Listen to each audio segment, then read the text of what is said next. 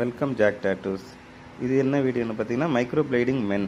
இப்போ micro plating மென்னா micro plating மென்னுக்கு பண்ணலாமான்ற ஒரு doubt இருக்கும். கண்டிப்பாக மென்னுக்கு வந்து மைக்ரோ பிளேடிங் பண்ணலாம், ஆனால் பண்ணுற விதத்தை பொறுத்து இருக்குது.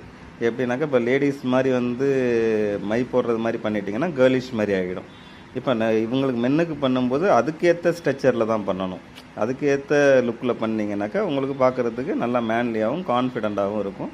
அதே மாதிரி வந்து ஏஜ் வந்து கொஞ்சம் கம்மியானது மாதிரி ஒரு ஃபீலிங் இருக்கும். இப்போ நீங்கள் தலையில் முடி இல்லாமல் இருக்கும்போது முடி வச்சிங்கன்னா எந்த அளவுக்கு உங்களுக்கு லுக் வந்து எங்க ஆகுதோ கிட்டத்தட்ட அதே மாதிரி லுக் வந்து எங்க ஆகும் ஐப்ரோஸ் மைக்ரோ பிளேடிங் பண்ணும்போது.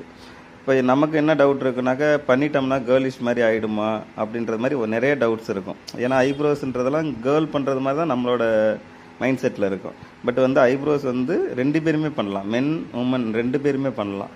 பட் பண்ணுறதை பொறுத்து இருக்குது, பண்ணுற பிளேஸ் பொறுத்து இருக்குது. நீங்கள் ஒருவேளை வந்து மாற்றி பண்ணிட்டாங்கன்னு வச்சுங்களேன், ஷேப் வந்து மாற்றிடுறாங்கன்னா, மற்றபடி வந்துட்டு பார்த்தீங்கன்னாக்கா ஸ்டோக்ஸ் இல்லாமல் வேறு இது மாதிரி கொடுத்துட்டாங்கனாலும் கேர்லிஷ் மாதிரி ஆகிடும்.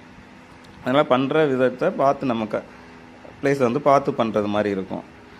அதே மாதிரி இவருக்கு வந்து நிறைய டவுட்ஸ் இருந்துச்சு. அந்த டவுட் எல்லாமே நம்ம வந்து கிளியர் பண்ணி தான் இப்போ இவருக்கு மைக்ரோ பிளேடிங் பண்ணோம். பண்ணும்போது வந்து பார்த்திங்கன்னா ரொம்ப நேச்சுரலாக இருக்கும், ஹேர் ஸ்டோக்ஸ் மாதிரியே இருக்கும், பார்க்குறதுக்கு ரொம்ப மேன்லியாக இருப்பாங்க, கான்ஃபிடெண்ட்டாக இருக்கும். இவரோட வீடியோ பிஃபோர் ஆஃப்டர் 2மே போட்டிருப்பேன், அதை பார்த்தீங்கனாலுமே உங்களுக்கு தெரியும். தேங்க்ஸ் ஃபார் வாட்சிங். Share this video, subscribe.